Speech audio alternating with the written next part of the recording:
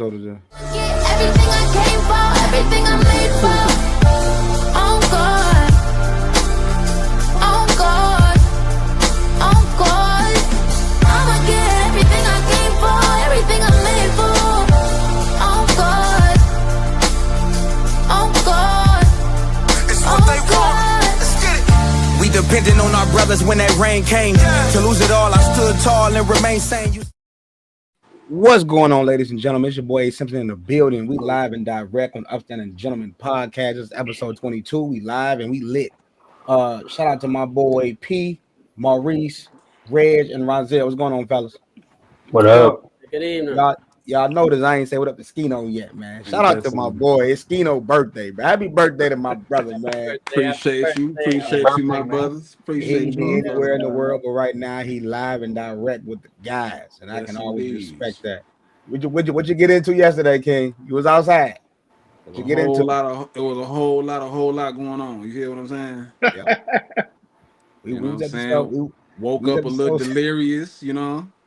Woke up a little dizzy. Yeah, dizzy as hell, man. Yeah, we went to the Soul Sicker party. We was lit, man. We was outside for the kid, man. Doing what we do. Outstanding time, whatever you want to call it. We gonna jump right in it, man. Last week we talked about it with the Bears, and what they looked like. We wanted to kind of see Caleb Williams. We didn't see him in action. We finally got to see him in action. In his debut, played really well. I want to show his first drive, and we're gonna talk about it a little bit. Check it out. They'll start from their own 8-yard line with a play-action pass, and there's one of the guys that they're really the defense in recent years, but can they get the offense? Pretty good start to this one. It's another tight end in Cole Kmet. Already to the 45 after 2 plays. In rhythm to the outside he goes, and DJ Moore fight. 2nd and 15. Time to throw. Open tight end. Loveland again. Got 9 now for Chicago. 3rd and 5. Williams in rhythm again. There's Zacchaeus. And Olamide Zacchaeus takes it to the end zone for the Bears touchdown. Not bad. Obviously, last year, the talk was surrounding his pocket presence, his accuracy, his comfortability. I mean, not a big sample size, but from there, looks pretty good to me. What are your thoughts on that first drive, on his just confidence? What did you guys see? I started.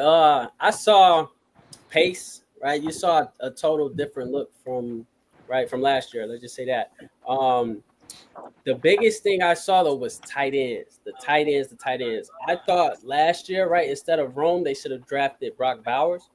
Right, for a young quarterback, it's always important that he has that security blanket, and that's what a tight end is. Over the middle, right? They had one last year, Kmet, but he wasn't too much on the receiving side, more so blocking. But this year they did draft Loveland from Michigan, and he was featured right away. And you can see that chemistry building already. And like I said, for a young quarterback to have two tight ends now, that's going to be something for this offense that is going to open up a lot of things on the outside. But if we can play comfortably in the middle, we should score a lot of points. We should score a lot of points this year for sure. Okay. Caleb can make every throw. Caleb is super talented. He can make every throw. He can do everything that Ben Johnson is going to ask him for sure. So you said you a Bears fan? So look. By default, I wouldn't say I'm a real football guy. So I love the game. Like I don't really per se really. I was a Patriots fan growing up. Just that was my era of growing up and really getting engaged with football, and they were winning a lot. You know what I'm saying? But ideally, no, I'm not really a fan of anyone particularly, but by default, Chicago for sure. Okay. I mean, for me, just short and sweet. Same thing I thought last year. If they can keep him upright, they can win some games. If they can protect Caleb Williams, they can win some games. Like you said, he can make every throw.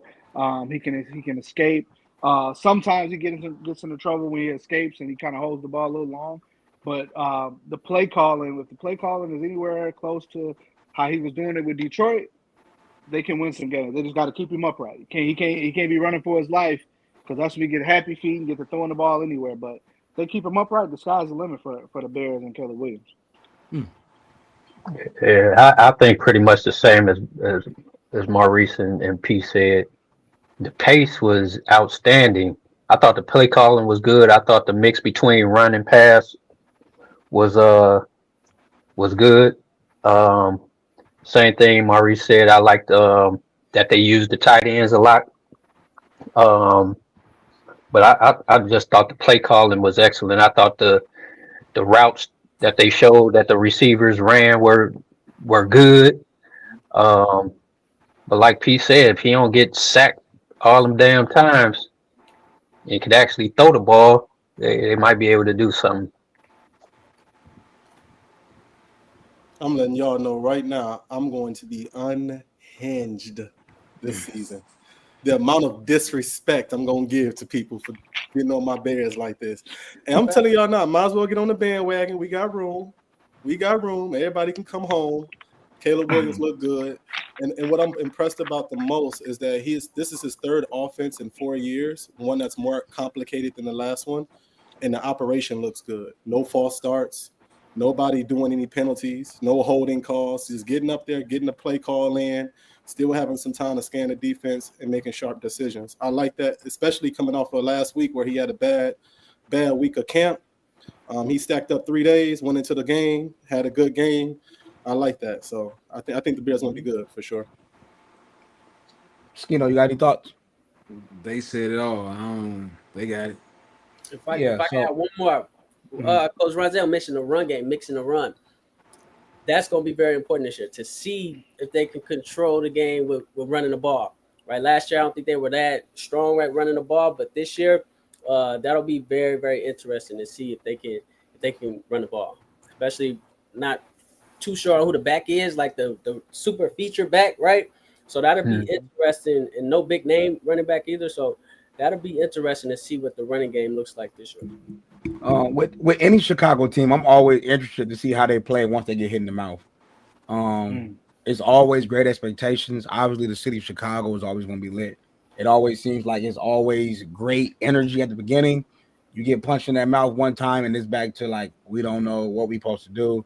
And it's not even a Bears thing. Like I said, to me, it's a Chicago thing. So I'm very interested to see how that happens. And good luck to them. Again, I ain't got no ill will with you, brother. If they play well, I'm gonna show love. But I remember our bet was 7 wins, correct? Oh, that's an easy win. I'm doubling that if you want to. That's an easy win. That's an easy win. You doubling 7 games is easy. That's an easy win. Wait, you said you doubling 7 wins, or you doubling the bet? I'm doubling. I'm saying we can double up on the bet. I can take you and the lady out 2 days in a row if you want to. He said he'd take me and my lady out. Hey, you on some P Diddy shit, bro? Oh, G, come on. Hey, chill that no Chicago stuff my up. Man said he gonna take me and my lady out, man. You have to say all that, man. I'm saying I can cash app you the money or some Apple Pay, and you can take your own lady out, man. Oh, okay. I'm just saying it's on me. But I just wanted to put it on wax that we definitely said 7 games. So I'm gonna be interested to see how that fold out. And what's up? Real quick, if I can add to what you said with the attitude, from what I've been hearing about Ben Johnson, this team, they should come with it. No nonsense. They said Ben ain't no joke. So no, I'm here. Hey, follow they head coach attitude to answer your question with the punchback. That's gonna be interesting to see if they really, following the attitude of Ben Johnson. Because from what I'm hearing, he's really tough. My one thing is just about building the culture, and I think I had got some flack about this when I said when Coach Bone was going to Waukegan. It's just like it don't change in a year. You know what I'm saying? I feel like with the triangle, obviously it's complex, but Kobe talked about when they had that bad run and they were playing horribly, and they're like, "What's going on?" He was like, "Well, it takes 2 years to learn the triangle offense. Like it takes years for guys to understand what Phil is trying to do."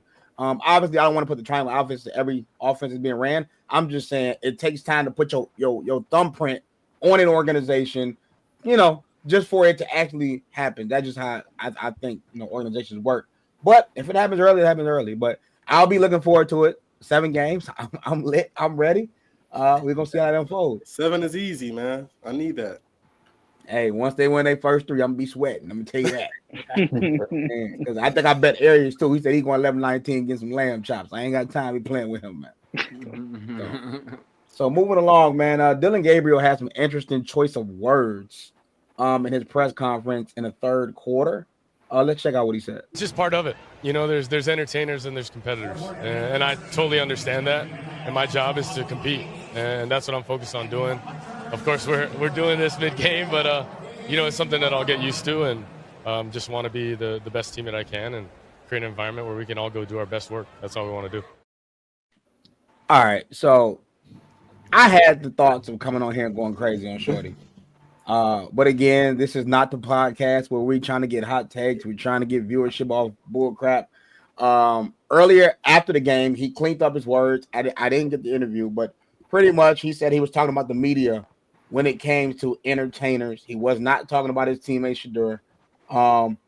But I was definitely fired up. But my thing is just the choice of words you're using. But this is him being a pro, learning and seeing how the media can manipulate words and try to tongue twist and put them against teammates. But what were you guys' original thoughts before you found out it wasn't about him? Did y'all think it was something, or did y'all think it was nothing?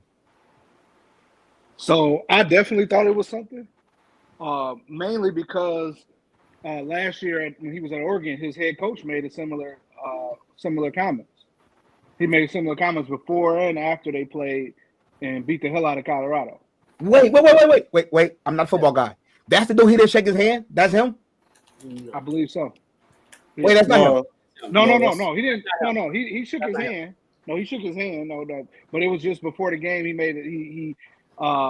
It wasn't. He made comments basically saying like, you know what I'm saying, we're a real program and they entertain and stuff like that. Oh, yeah. okay. At Oregon. So I initially I thought it was like a, you know what I'm saying, like a piggyback off that. But you know, but when I got like the full context of what they asked him, then it was okay. Yeah, I can see how they kind of played him into that. They played him into saying that. Then as you notice, they never showed like the question that was asked. Yeah. You know what I'm saying? They didn't show that, and they basically like baited him into that. So I mean, but initially, yeah, I really did think he was on that with Shedeur. Dillon went back to the crib like I was just playing. It was definitely all about Shorty. I don't care what them talking about. But Skino, you had any problems when he said that at first? Mike Simpson on Instagram. What's going on, King? I did feel like it was a little nasty. You know what I'm saying? But it's like, this is my thing, bro. You know, I guess you can consider us media, you know, for sure. But the traditional media, this is one of the reasons I'm not the biggest fan of it, because all they look to do is stir the pot. Yeah. You know what I'm saying? They looking to create problems when there's not problems. And if he could have been on that, but if he wasn't, it's nasty what they doing to the situation. You know what I'm saying? It's but yeah, I don't you never know. Like, hey, he might go to the crib, like you said. Hey, man, I said what I said. Straight up. Straight up. Maurice, you got anything comments on that? Yeah, I don't look too deep into it. I don't feel like it's that level of disrespect, right? That's somebody you got to go in the meetings with every day, and like, you know, in a sense, I'm pretty sure they built a relationship. So I don't look too deep into it. Is it a choice of words? Yes. Like an interesting choice of words, kind of what the question asks? Yes. But was it directed at Shedeur? No, I don't believe so.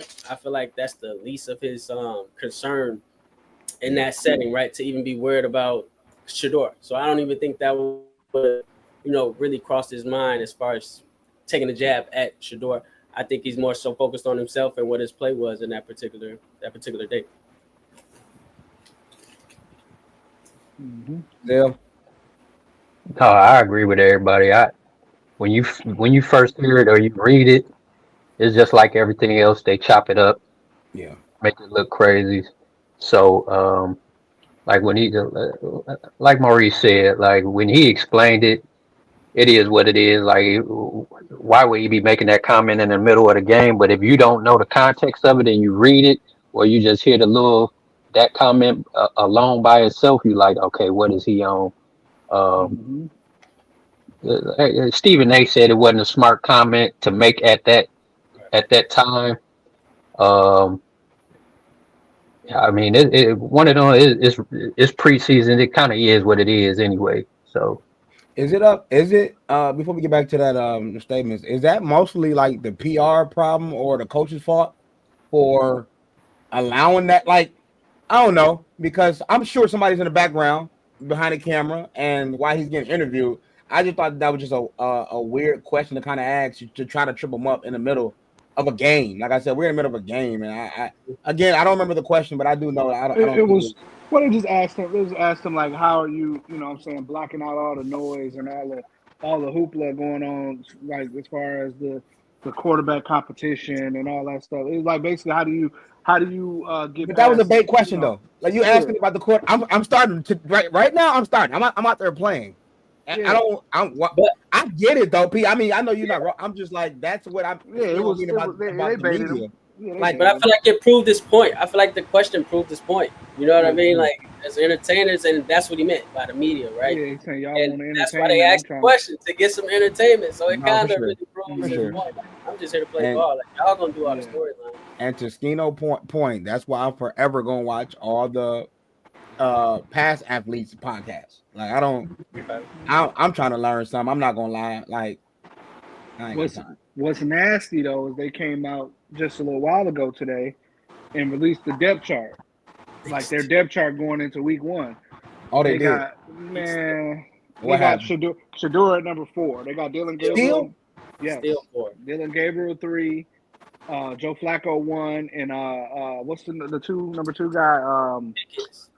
Yeah, Kenny Pickens. Kenny Pickens number 2. I think that's more semantics, though, P. Like you gotta understand, NFL owners don't like to be looked at as wrong. Wrong. That's You know, true. so they That's rather true. go down with the sinking ship than to say, y'all got us. So I think that's more semantics because at the end of the day, most NFL teams only keep 3 at most, 2, and they're going to keep 4. So that lets you know that they know what's going on and they're not going to let Shador Sanders become a practice player, and they definitely not going to let him become a free agent. So I just think Yeah. that's all semantics. Yeah, true. That's true. That's a good point. Did anybody get to catch the game? Dillon Gabriel game? Yeah, he played well. He played well up until he threw a damn pick 6. Like he played well. I think he only had like probably I think 3 or 4 incompletions. Like he had good completion percentage. I think he was 13 to 17. Yeah, good amount of yards, but he threw a pick 6 on a ball that he shouldn't have threw. Like it was way too crowded over there. He had 2 of his own guys in one area and threw it over there towards the sideline, and he ran it back for a touchdown. I mean, but they're not. But that's the thing. It's like, why is that not harped upon? The fact that you know what I mean. You're saying, hey, I might not have watched the game, but you didn't really know that. Had it been Shador that did that, you didn't have to watch the game. It would have been all over the news. He got 10. He He got 2 over. picks. The 4th person on the depth chart. Yeah, it would have been like, he threw a pick 6 and he didn't throw a touchdown. So it's nasty, but yeah, Dillon Gabriel looked all right. Even at Oregon, he can throw the ball. It just the part about it is his height. That's the main thing. He's short. And what I'm saying, sometimes he got questionable decision making, which we saw. Yeah, I agree. He can throw the ball. It pops off his arm, lefty, good spot. Mm-hmm. You know what I mean? Kind of similar to what Shador does, actually, really. Right, you see the biggest difference is the size. And Shador outplayed him. I mean, just simple, really, right? His first start, Shador did better than he did, and that's what it's about. Do you produce or do you not? And I think Shador outplayed him, and that's just what it was. Right. And I understand. And I understand Red's point, but I'm just trying to figure out: are they trying to figure out the depth chart in games or in practice? Like, what we doing? Right. Like, I don't think they're trying to figure out the depth chart at all. I think what happened is that they screwed up, right? They signed Joe Flacco when they had the intention on signing Kenny Pickett, and I don't think they never anticipated Shador Sanders' draft going the way it did, as far as the semantics and the optics around it. And it made it hard for them not to pass him up. It's like, you can't let this guy go to the 6th round or the 7th round.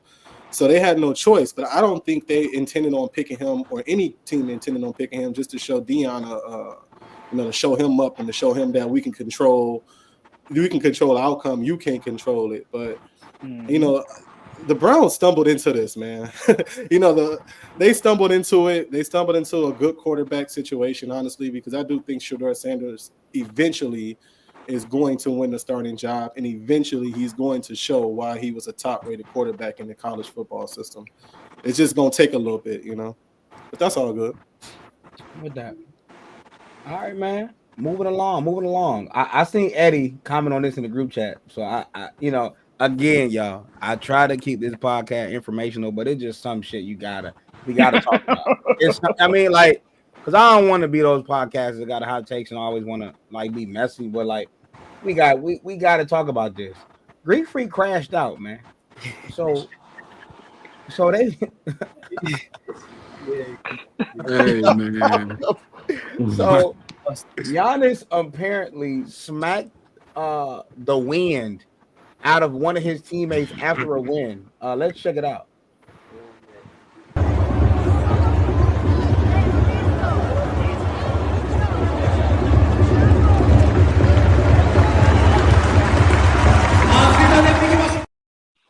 I think what this is my thing, because backstory is they're friends, childhood friends, grew up with the same high school, all that. Cool.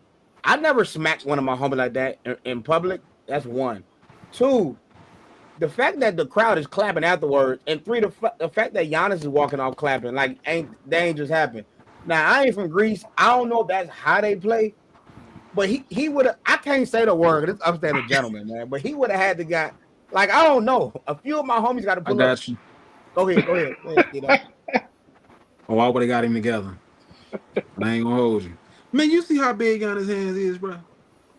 You see how he wound that motherfucker up? He pulled it back a little bit. Man, he's bro, come on, man. What you doing? I would have stopped everything. Right? Hey, hold the fuck up. What we doing? What's going on, bro? There got to be some European shit there, man. That's what I'm thinking. That's what I'm thinking. Cultural differences. Boy, he's trying to slap the skin off that man's shit. Hey, man, and that's why I don't try to think too much of it, because I don't put my American view on it. Because again, the crowd clapped, the team clapped, they moved on. But with my eyes, I'm furious. You ain't gotta see me, you gotta see us, because I can't do it by myself. We really get together, bro. That's how Jordan did Steve Kerr. Dang. Now you think that Giannis just I'm Giannis, I can do this. It's possible. No, I mean I would think so, because my man didn't even flip. He didn't even look at Giannis. He didn't even look at him, man. Hold on, let me see one more time. Hold on. Man, y'all.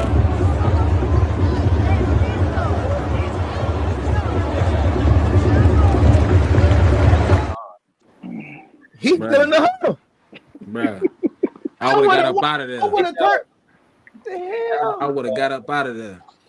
Yeah, I'm at least storm off though. I gotta storm off. Yeah. I'm not gonna be you gotta see what's his name? The Nash. You gotta see them. That's tough. Hey, that ain't fair, bro. And they the biggest motherfuckers on the team. So you smacked the heck out of me, and your brother go jump me because I would have fight. Imagine if he would have slapped Giannis back. Hey, that's how I go though. That's really how I go. You got to fight all the brothers. Like they're not going to just let you put your hands on. I'm gonna have to go. Matter of fact, they're gonna beat up the younger two. But I'm gonna go 0-2. But we're not doing this, bro. We're not doing this, bro. He's a money machine. They ain't gonna let you mess up the money. Yeah, man, that's tough. Not like that. What about Zell, come on, Zell, you got kids, man. Hey man, that's some shit you do in high school in the hallway, man. When you playing with your guys, man. Yeah. We used to play hands and shit, smacking motherfuckers' hands and shit. Yeah. But that's why I say is that Giannis trying to be a bully or something I'm me. I can. That's what it came off to me. He do got that kind of energy. Doing that. Yeah. Not grown. That's my boy Twan. Twan said in the comment they said it's a game they play, man. Oh, okay, well. Okay, well. I mean, I ain't gonna lie though. He should. Did you hear what Maurice said? Maurice said if you would have stole off him, you got to see the Nazis though. And the Nazis, one thing about him, see, I'm scared of people like the Nazis. I'm gonna tell you why. anytime that you get in a basketball game and you down 30 and you score and you clapping and you lit, something wrong with you. I don't care.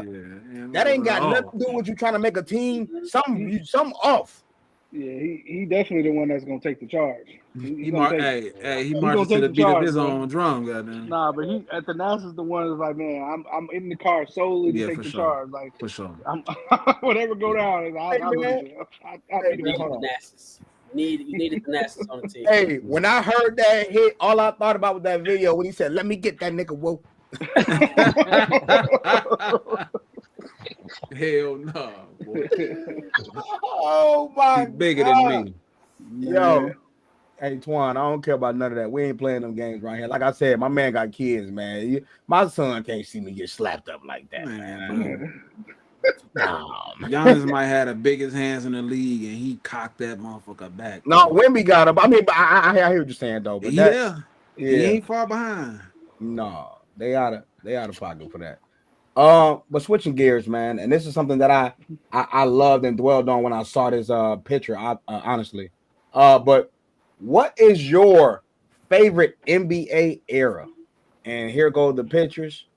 Obviously, you got MJ of the 90s, Kobe of the 2000s, 2010s with Bron and Steph. And then now you got Joker, Shea, Luka. I don't think none of us are going to go there. Beautiful picture down there, though. It's a beautiful picture. But starting with, I want to start with one of our most wisdom person on the panel.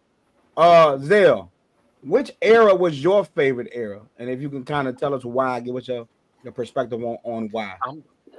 I'm gonna go with. See, it's weird because I grew up in the '90s era. I always liked the '90s, but You mad at that? You mad at that? as a PG, that in the '80s and the '90s, the PGs wasn't allowed to get down like they were in the 2000s. So my favorite era is kind of a mix. It's like the '90s going into the 2000s when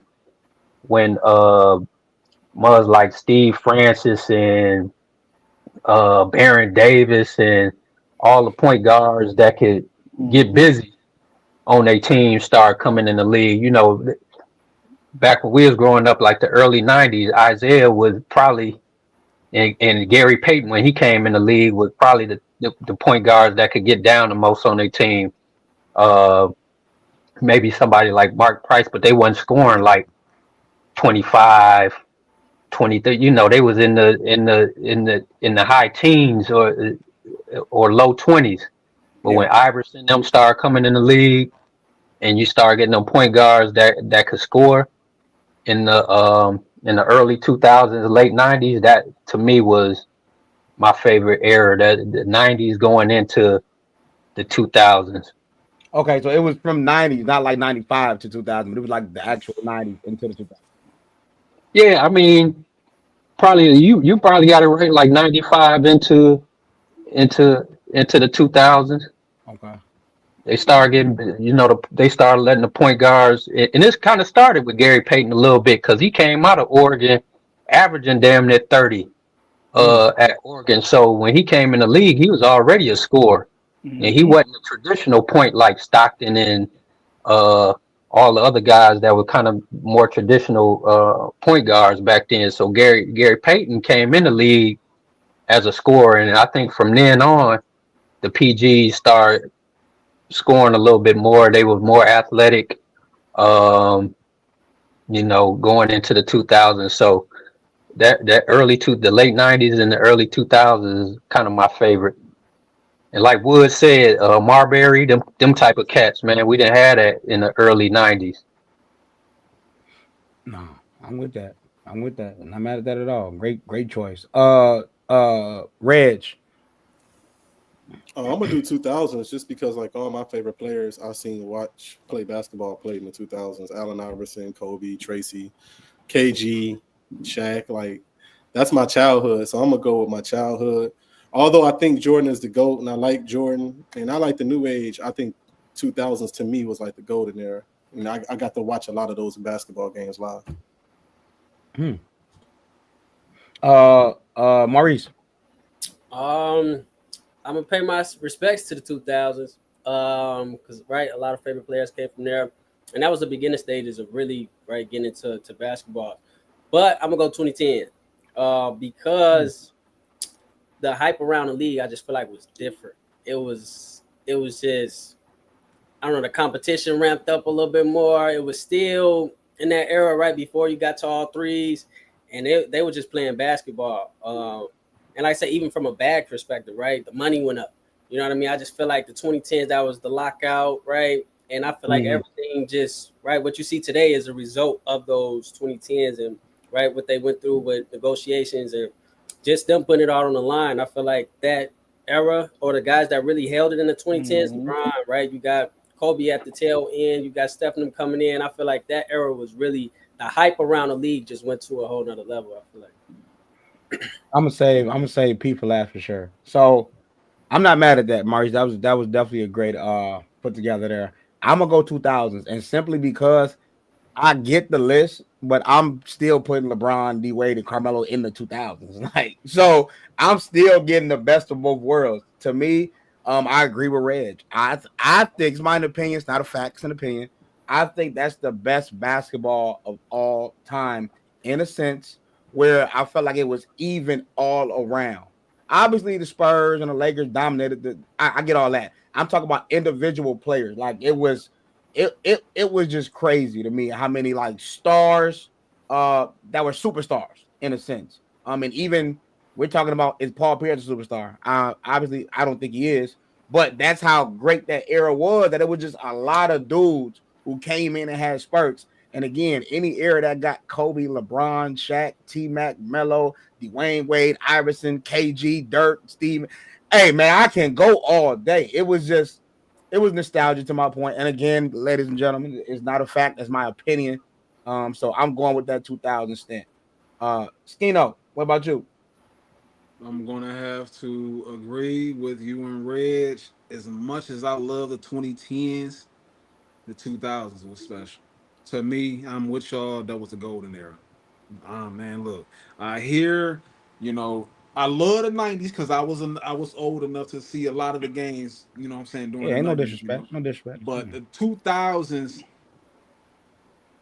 I mean, like you said, AJ, we got to see. I mean, because you still got to consider Brian and Melo because they We did came in at we 23. I we mean, did a breakdown. We 2003. did a breakdown. A few of You y'all feel me? had So Bron first team. that's So 7 years of them in the yeah, 2000s, along with the Kobe's and the KGs and the Shaqs and Dirks and all them. That era of basketball was so fucking competitive, bro. It was yeah, like so many killers in the league. I'm not talking scores or good players. I'm talking killers, bro. It yeah, was few of them in them 2000s, yeah. and bro, that shit is unmatched to me. I ain't gonna hold P. Well, yeah. As much as I like, I love the '90s. I gotta go 2000s just because the fact that like it was so deep.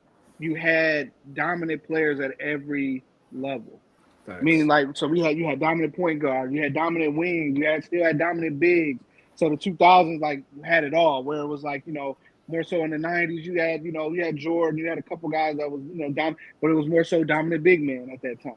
Point guards weren't really scorers. You know what I mean? The 2000s was like I put that as like the best of some of the '90s and the 2010s. You know what I Facts. mean? Because even like now, if you go beyond the 2010s into the current era, you kind of got that now, where it's like, hey, we got play, but it's not as many. Like there ain't that many dominant bigs in the NBA like it was in the 2000s. You know what I mean? You probably got like 3 or 4 now, where you had, what I'm saying, 5, 6, 7, 8 of them back then. At least where you had the bigs, you had the Tim Duncans, you had the Shaqs, you had the KGs. You had a lot of guys that could get busy. You know what I'm saying, at all positions and all levels. So I got to go to 2000. And to me, I don't even think it's close. I don't even I think it's don't think close so with either. no other. And With no I other, the don't either. 2000s was like, man, that was like the and I'm influx of so much talent. Yeah.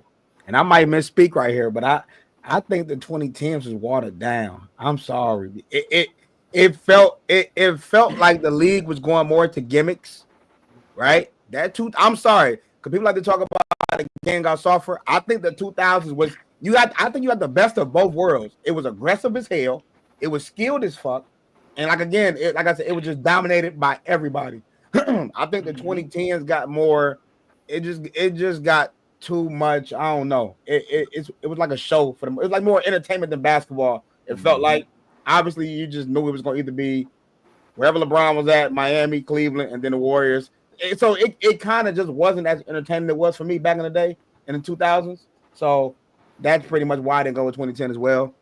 Just the aggressiveness in the game, I think, was going away around that time. And, you know, we love that trash talk. I mean, they started getting texts for just taunting. Like, it was just look, for real, like little shit like that makes me not like the game. Remember this? Bruh, I can only imagine. I can only imagine that and I always talk about this play. Paul Pierce against Al Harrington. When the shot clock going down, Paul Pierce talking his shit to him. They down there, break them up. Hey, keep it clean. What? Like, that's the moments we live for. You talk crazy, I'm gonna talk my shit back. I'm gonna either get a stop or I'm not, and I'm finna get embarrassed. Like, to me, could you imagine when Sean Kemp dunked on dude and he pointed like this? You tagged him. You can't mess that moment up. You can't mess the moment up. Bro, Tim Duncan got a tech for clapping on the bench, bro. Tim Duncan? Well, yes. Oh yeah, right. Against Dallas. That was disgusting, and I hated Tim Duncan. Joey Crawford. But that was disgusting, bro. Yes. So that's why I'm gonna go with 2000s. But I do think we all kind of agree. So that's, you know, for the most part, that's what's up. Late 90s, early 2000 was epic, but Steph changed the game like Randy Moss. That's an old head right there. He said style. Wow. Hey, two things can be true, bro. He could change the game and not be the best era all time, Joe. Moving along. I got to give another, you know, long, little winded. I try to stay away from LeBron James content, y'all, but I couldn't resist. The first time I heard him say it, I kind of agreed with it. I kind of did. But then as time went on, I'm like, Austin, you lost your damn mind. So let's check out what Austin Rivers had to say about LeBron James. So LeBron's number one, but his game doesn't match a prototypical score. It's also not sexy. LeBron's game is built that's why no one puts him right into that. LeBron's game is built on force, sheer will, dedication, his mind, his IQ, the way he's able to dissect and control a game, power above anything else. He wills himself to the basket. So before anybody say, damn, Aaron, what did he say wrong? He didn't say nothing wrong. My only thing is, then you counter it to say, this is why he's not one of the greatest scorers, one of the top 5, top 10 greatest scorers ever. Disagree. But I'm going to open it up to the panel. What are you guys' thoughts on LeBron James not being one of the top 5, top 10 scorers? Last, P. Yeah, we're going to let P go last. We'll let P go last. I mean, I think he queued it up by saying like it's not sexy, because I think what he defines sexy as is, Jordan, you know, think about like, but what's sexy about it? It's their footwork, right? It's their pump fakes, it's their mid-range game, it's their 1-2 dribble pull up, right or left hand. It's the overall skill set in which they can go get a bucket. I think that's what he's saying. Why he's saying, you know, LeBron James' game isn't sexy, because his buckets don't come that way. His buckets come straight downhill, getting to the free throw line, getting contact, and just overpowering you with sheer athleticism. And I get it, you know, but that I wouldn't say that doesn't make him a top scorer. I would just say that he can't score in a variety of ways in an efficient way like they scored, with mid-range, back to the basket, you know, the footwork. I think he can't do it like that. But I do think that, you know, he can score. He a good scorer. He obviously the greatest scorer of all time statistically. So you can't knock it away from him, you know. But I didn't do my homework in the sense of having numbers in front of me. But I just being a LeBron guy, I kind of know a few things. If I'm not mistaken, I think LeBron James is the most one of the most efficient scorers of all time. Like, he's like one of the most efficient. Yeah. So like for me, that statement that makes it flawed. Again, I want to like reiterate this. What Austin Rivers said wasn't wrong. The part where it threw me off was then you say he's not one of the top scorers because it doesn't look sexy. To me, he's a Duke player, All-American, NBA player, but that just sounded like a motherfucker never hooped before. What that got to do with getting a bucket? Again, I did a little research, and this is just little, it's small. But when I looked up how many players averaged 27 points in their career, LeBron did it 12 times. KD, 8. Harden did a 6, Kobe did an 8, Melo did a 4, Iverson did a 7. So the 5 dudes he had in front of him, Iverson, Melo, Kobe, Harden, KD. Now, mind you, I think Kobe's a better scorer, so that's not what we're negating here. But my point is help me understand. I'm averaging 27, and not to mention, a lot of those dudes got they 35 points per game in the front of their career. LeBron had 30 in 2021. And not to mention, he's the most adaptable scorer of all time. 2003, I didn't have a jump shot. All right, boom. 2010 is there.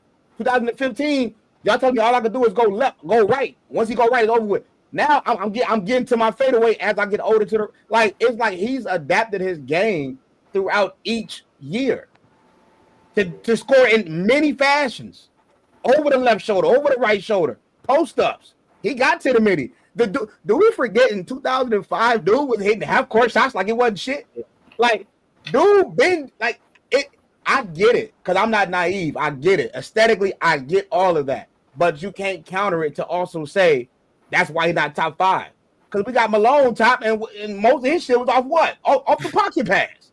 You know what I'm saying? Respectfully. But a bucket is a bucket. That's just how I look at it. A bucket is a bucket. It ain't got to look sexy. Giannis ain't got to look sexy for him to average 30. So that's just where I was at with it. No, I don't think LeBron James is top 3 scorers all the time. I'm just saying he top though. He there. You know, that's just my little 2 cents though. I mean, I can agree, right, that it don't look sexy, right? But it don't look boring either. Watching LeBron James is very entertaining, right? And you see a lot of skill. You see it, but it don't look like you say sexy. But what I disagree with is it sounds like he's saying watching LeBron is boring, like it's basic. That's what I do disagree with. Watching LeBron, you see somebody that's special, right? It might not look like the KDs or the Melos, how fluid they look, right? But watching LeBron, it doesn't. You get excitement. You see something. Like I said, I think he's just trying to say hey, it looked boring, but I don't think watching LeBron is boring at all. It's very entertaining. 1,000. Zell? I'm kind of all over the place with this one, but I agree with both of y'all. I think a lot of it, like Aaron said, is aesthetics or how it looks, right? Bron has been very consistent, more than anything else. He's been consistent at this, even at this age. But like, what's funny is like the word today when you talk to coaches is wiggle, right? He got a little wiggle in him. He got Bron ain't got the wiggle. Facts only.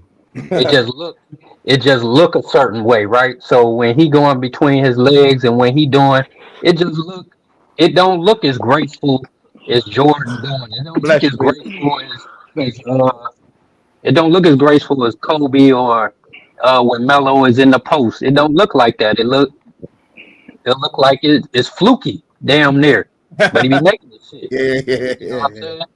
Yeah. So I think more than anything, he consistent. I think it more than anything is aesthetics. It's the way it looks. I believe early in his career or toward the middle, it was forced. I kind of get what Austin Rivers was saying. But LeBron, because of the way he plays and he does a little bit of everything, I think it's hard to label him as just a scorer or a scorer because he does a lot of things well. Yeah. You know what I'm saying? He's a scoring Magic Johnson. He could, he just do a lot of things on the court. So it's hard to just pigeonhole him as a scorer like you can a Kobe who will go out there and score, 20 in a row, who's, or a Carmelo or them guys where, they got buckets in a different way. So I think more than anything is aesthetics in the way he got them. So before Skino and P go, I want to make sure that I'm just not being a super fan here. Early in his career, did y'all see a little bit of wiggle or no? Or maybe I'm just tweaking. Washington Wizards series pop up in my head a lot. That Washington Wizards series early in the season. And P, I'm only saying it because I remember vaguely the between in Miami, the between behind kick to D Wade. I remember the in and out. And he almost fell when he did it. He did. But but I'm gonna tell you why. It was a reaction to Drew Holiday. That was a reactive behind. Remember, he crossed over, Drew Holiday reached, he went behind his back. It was a reactive move. To your point, it didn't almost fall though. I get that. I'm just saying, I remember lots of time Bron did pull back. He did a step back. I mean, I've seen it early in his career. Now, once it got to like 2010, whatever, it started to look he just extra big. So I get it. But I'm saying I've seen time when Bron had a bag. I'm gonna send it in the chat just so y'all can check it out. Go ahead, Skino. We're gonna leave it to P. We're gonna leave it to him. All right, so look, let me preface by saying I get it. I get the semantics, as Reg would say. I get the semantics behind this shit. Bron's game was mostly predicated on getting to the rim. Yep. When in comparison to those other scores, their game was based on shot creation. Getting to their spots. It's about what you can do. You know what I'm saying? Bron had the gift of being faster and stronger than everyone else. So that's always worked against him when people say the type of scorer he is, or whether or not he has a bag and all that type of shit. And I get it. But at the end of the day, Bron many times throughout his career showed that he can do more than just go to the rim. Even early, even pre-ring Bron in Miami. He was showing that shit in Cleveland. The thing he lacked was efficiency in doing certain things like dribble pull-ups, like in 10 to 15 feet.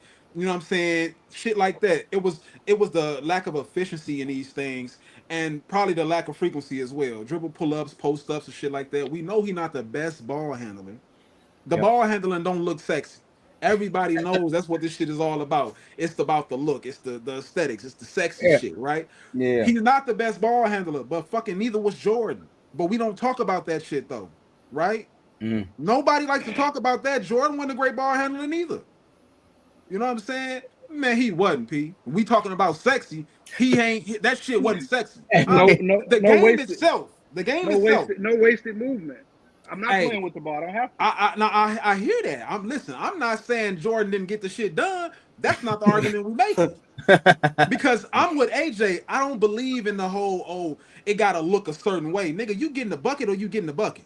Yeah. That's why we like buckets. See, so I don't know, shit.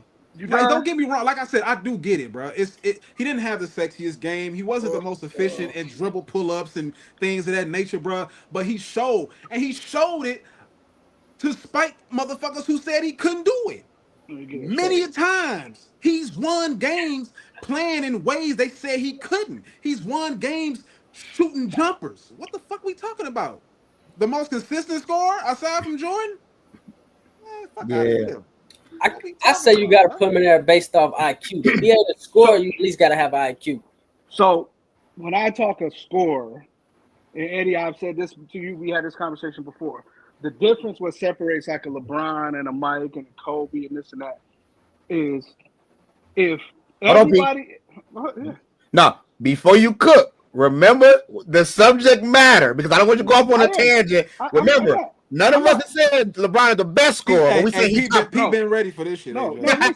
I'm gonna let you cook. My definition, what separates them is that this. I feel like LeBron's a lot of like, unless he's like, hey, I'm on tonight, I'm hot. A lot of his scoring is predicated on the fact that I can pass the ball, so you're not gonna help too much. You're not gonna come off and help too much because I'm gonna pass it if you come over here. A Kobe and a Mike is like everybody in the fucking gym. No, I'm gonna get to right here to this spot, and ain't nothing you can do about it. I'm gonna hit this shot right here. LeBron doesn't have that ability, unless he's getting all the way to the basket, where it's like, hey, I got all the way in here, I push my way in here and got a layup. He don't have that ability to say, hey, I'm gonna get to my spots and I'm gonna get my shot. If you block it, that's the only way you're gonna stop it. That's the difference. And like LeBron, like when we talk about LeBron outside of 10 feet. I mean, outside of what is it? Let me look at the numbers again. It's 10 feet. Outside of 10 feet for his career, he's under 40%. He shoots under 40%.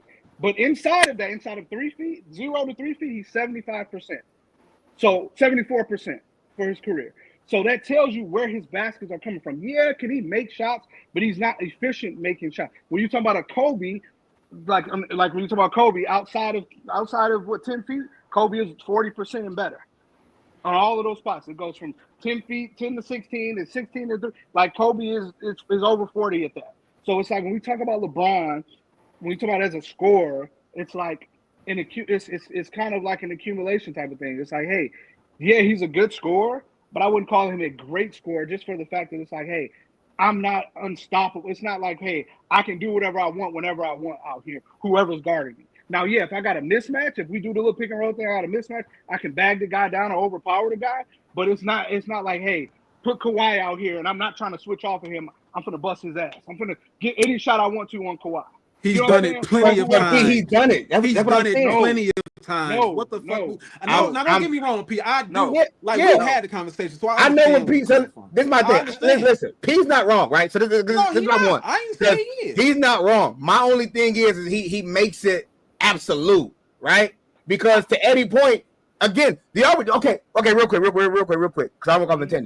Do y'all remember? Was it 2020? Was it 2023 where the Lakers went on a run where they had to play Milwaukee first and then they had to play the Clippers? When LeBron, when LeBron went on a tear, Kawhi couldn't do shit with him. Paul George couldn't do shit with him. Marquise Moore couldn't do shit with him. Smack them. The next game, Giannis came in the building. After Giannis did that shit, Bron told his open. Couldn't do nothing with Bron. Right? AJ. So my thing is, P, I get it. Like, I do too. Some 50-50, he can't bust his ass. Rather, it'll probably be 70-30. Kobe and Mike can bust Kawhi ass. I get that point. But we're not going to act like Bron can't do it. That's the only argument I have. I don't want it to be absolute. Bron done it plenty of times. Plenty of times, bro. I see the video when Kawhi on the bench, like, damn. And I said it before even Pete came up, because I've looked up the stats myself. Me and Pete had this conversation. It's the fact that he lacked efficiency when he went away from going to the rim. Right. Because that point, you have to criticize him for that. You got to. But I think that's the whole point, though. That's the whole point. Go ahead. Ain't that the whole point? Is that if you're asking him to do this, if you're asking him to live, before you go, there were many times. Hold on, Skino. Zell, did they ever ask Kareem to stop shooting hook shots? Hell no. All right, go ahead, Skino. That'd be my problem. That's a real point. Is Shaq top 5 in scoring? No, he's not top 5. Even statistically, he's not. So hell no. He gave everybody in the league 30. Don't matter. Statistically, he not. And we love it though. Statistically, who like that? Who on the penalty like what Shaq was doing? We're not saying don't go to the basket. We're just saying that, hey, there are other guys that you consider, hey, when we talk about scoring, I can do all of that. I can get to the basket like this, but it's like I can do all of it at an efficient level. What I'm saying with him, it's like you can't do all of it at an efficient level. It's like, yeah, you have nights where you're hitting jump shots. That's why it's a little different, where it's like, okay, if you're watching a Kobe and you see Kobe hit 3-4 jump shots in the night in a row, you like, oh, that's Kobe. But if you see LeBron hit 3 or 4 jump, oh shit, LeBron hot tonight. LeBron, he hot tonight. Oh, he on. I agree with that. You know what I'm saying? It's not a normal occurrence. That's funny right there to me. And I don't get me wrong, I'm not disagreeing with you, P. But that's funny to me because the thing is, yeah, Kobe was a shooter. He was a shot creator. That's what he did, Mm-hmm. So I'll never, say Kobe was a scorer. I don't think he was a shooter. I'm saying what his game was more. What did he do the most? He shot the ball. Towards the second half of his career, because he got to the basket. Yeah, he absolutely did. But he became the most elite shot creator. Here's my thing, bro. It's like, nigga, do we forget that Kobe was inefficient at points in his career doing the same fucking thing? Shooting. He was inefficient many times. For how long? This is not a stretch. I'm talking about at points throughout his career. Yeah. You can look it up because I have. He was inefficient. Iverson was inefficient at times. Yes. The biggest critic. I'll be the one putting him up there. Do y'all think LeBron has hold on, Red. That's my biggest knock on Iverson, the efficiency. But and I'm not mad at that, P. But at the end of the day, look, are you scoring? Are you contributing to the win? I don't give a. You know why I'm not mad at it, P. Mm-hmm. Because we look at niggas like KD and we get mad at him for looking to be efficient rather than go out shooting. I'm not gonna ever be mad at a motherfucker who went out shooting to get it done. Kobe did it, AI did it, Mac did it. So only reason we harp over this fucking and don't get me wrong, efficiency is great. It makes you it takes you up a tier. But the only reason we do this is because everybody is compared to Jordan, and Jordan was efficient than a motherfucker. And that is the only fucking reason. But the thing about that, the reason why he's the GOAT, it resulted in wins. Because it was resulted in wins. But then the fact it was like, I'm taking the shots. These guys now, they stopped shooting just to keep those numbers. Like, no, nigga, I went out there and shot 30 shots and look at this, hit 18 of them. But it's like these guys now, point. They purposely stop shooting the ball to keep the numbers to that fucking point, P. Yeah. There is nobody else like him.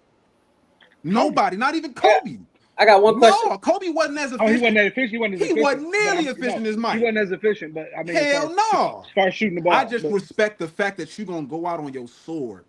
Fuck all that looking to be efficient shit. Yeah, I'm not great shooting from here. I'm not great shooting from here. But goddamn it, if I gotta take the shot right here, so be it. Brian done that shit many a times. AJ mentioned 2023 about him killing defenders. Man, he was doing that shit long before then. He was killing Artest plenty of times. He was killing Kawhi. He was killing the best fucking defenders in the league, and it wasn't always going to the rim. It was pulling up on a fucking head. I will make a highlight tape myself. Don't worry about it. I got I know. Go ahead, Reese. I got a question. So, right, if he played all these guys, what the box score gonna say at the end of the day? He was smoking most of them. No, I'm just saying, what's the box score? And I'm not saying LeBron 28, 8, and 7. But I'm just saying, what is the box score gonna say?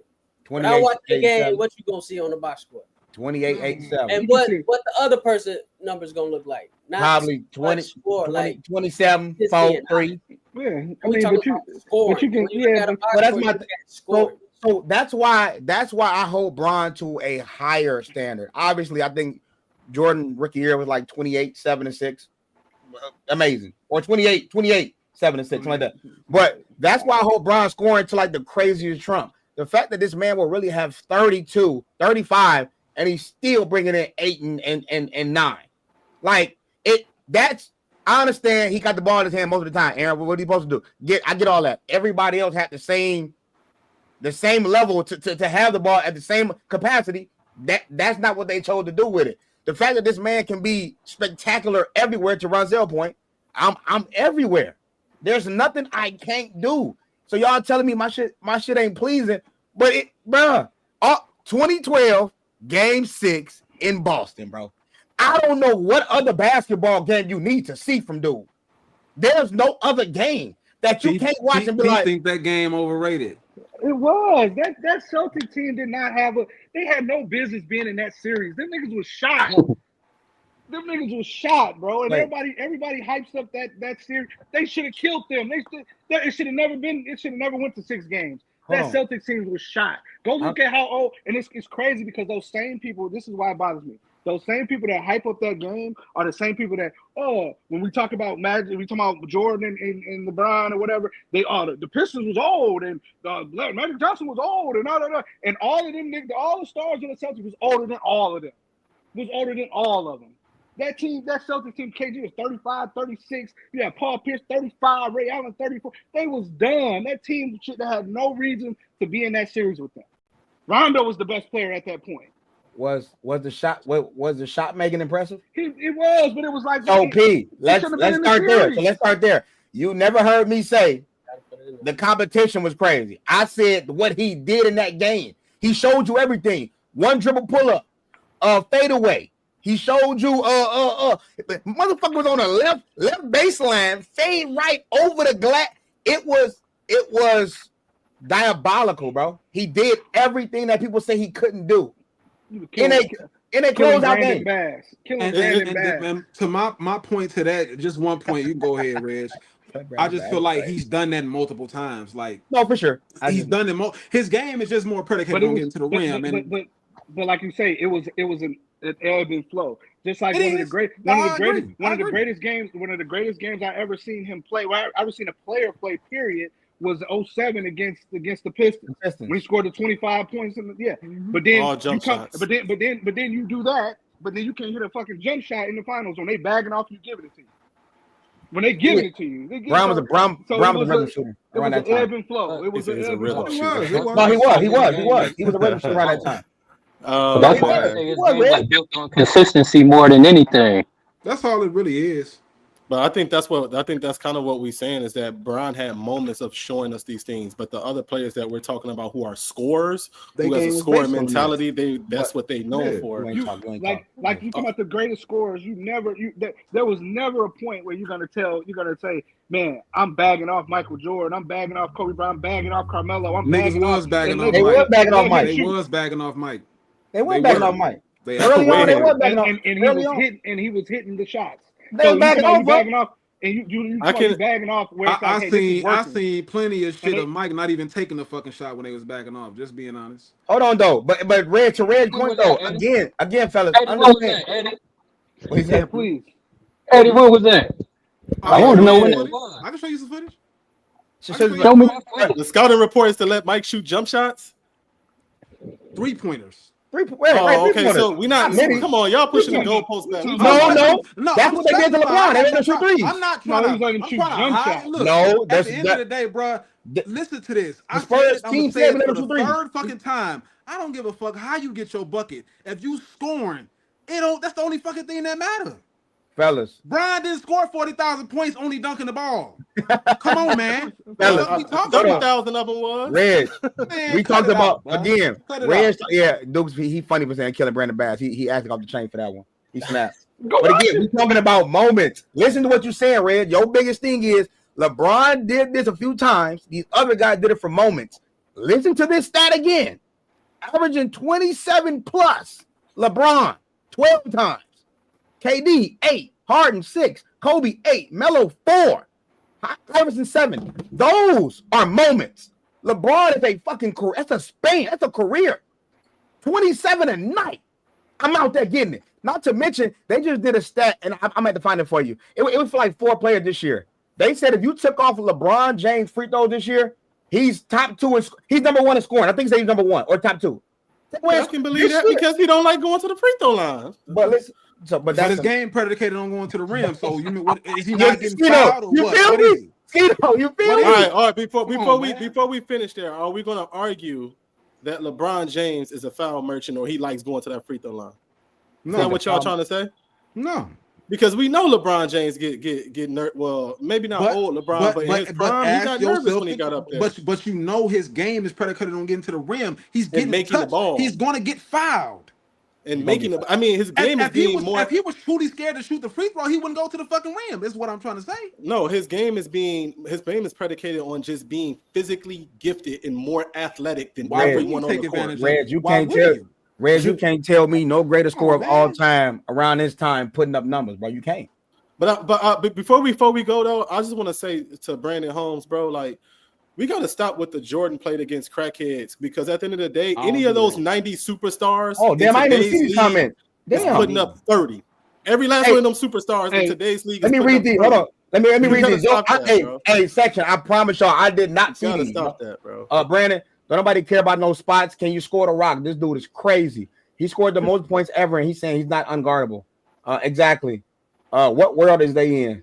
Exactly. Stop me from what I'm doing before you can say change it up. Which is what the Spurs made him do, and he changed it up and did what he did. Man, I ain't never seen Kobe hit 3 threes and someone say that's Kobe. He wasn't a 3-ball guy. Kobe set the record for most threes in the game before Klay Thompson broke that record. He was a scorer, mainly mid-range assassin. Danielle Marshall did, not Kobe. No, Kobe broke that one. Look that up for me. Dude just saying stuff. Bron is the most player statistically of all time. Statistically, he is. I'm always go with Jordan on that, but statistically, LeBron, he got the number. Jordan was easy money. Kobe was easy money. AI was easy money. It's not the same. Play the clip of Charles Barkley mentioning again. You bring up somebody from Jordan pass. Understandable though. Charles Barkley mentioned how Brown was behind MJ in 30-point games 8 seasons later. Play clip where MJ gave Melo the blueprint to scoring as far as the most exciting time. Watch basketball. Keep in mind the players you admire were inspired by the GOAT and his peers. 1,000 agree. But I also think didn't LeBron was like 100 shot attempts off from passing Jordan too, if I'm not mistaken. Yeah, he shot threes.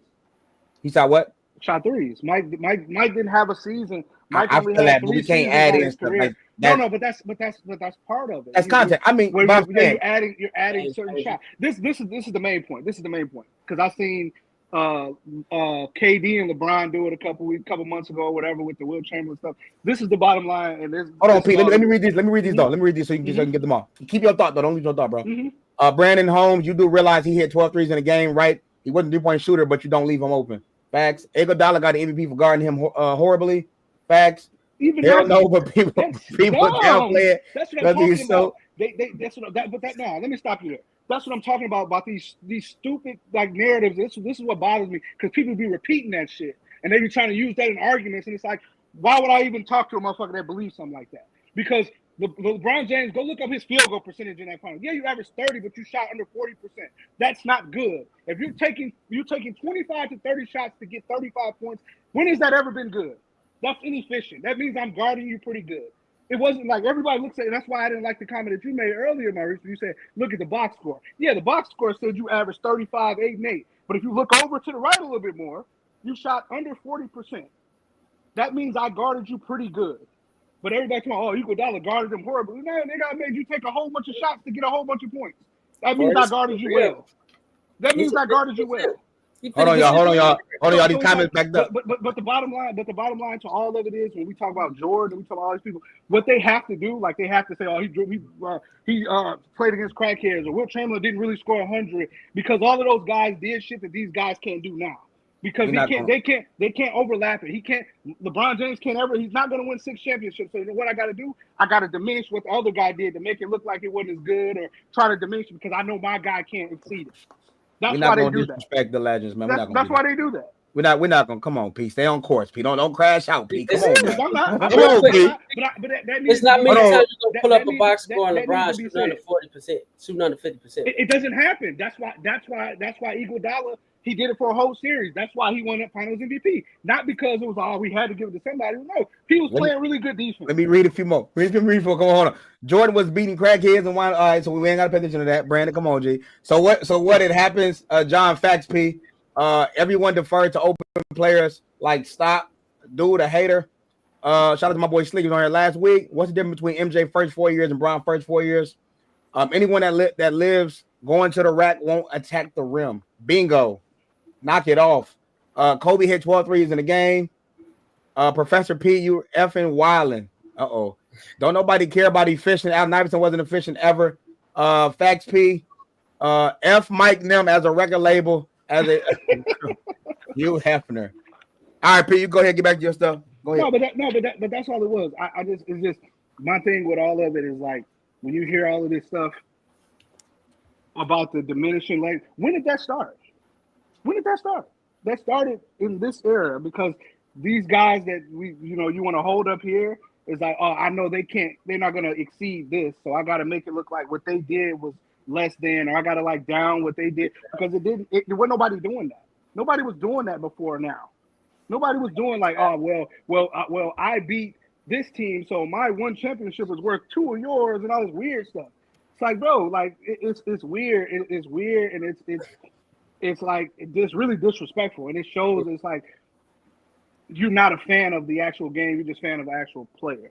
You don't love the game. You love the player. You know what I'm saying?